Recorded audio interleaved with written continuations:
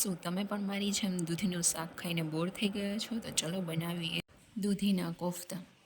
સૌપ્રથમ દૂધીને સારી રીતે ખમણી લેવાની. ત્યારબાદ તેમાં આદુ મરચાંની પેસ્ટ, મીઠું, ધાણા જીરું, ચણાનો લોટ અને ગરમ મસાલો કરીને સારી રીતે મિક્સ કરી લઈએ. એક ગ્રાઇન્ડર જારમાં 4-5 ડુંગળી લઈ લેવાની, 2 ટમેટાં લઈ લેવાના. ડુંગળીને ગ્રાઇન્ડ કરીએ ત્યારે તેમાં 2-3 ચમચી દહીં ઉમેરવાનું અને તેમાં ધાણા જીરું, મીઠું ઉમેરીને સારી રીતે ગ્રાઇન્ડ કરી લેવાનું. ત્યારબાદ એક પેનમાં તેલ મૂકી અને દૂધીના મિક્સચરને ભજીયાની જેમ પાડી લેવાનું છે. બ્રાઉન કલર ના થાય ત્યાં સુધી તેને ફ્રાય કરો. ત્યારબાદ એક પેનમાં થોડું તેલ લઈ તેમાં રાઈ, હિંગ, હળદર નાખી સૂકા મસાલા નાખવા અને ત્યારબાદ ડુંગળીની પ્યુરી અને ટમેટાની પ્યુરી નાખીને થોડી વાર માટે સાંતળવું. તેલ ઉપર આવી જાય ત્યાં સુધી સાંતળી અને ત્યારબાદ એમાં કોફતા નાખી ઉપરથી કોથમીર નાખીને ગરમા ગરમ સર્વ કરો.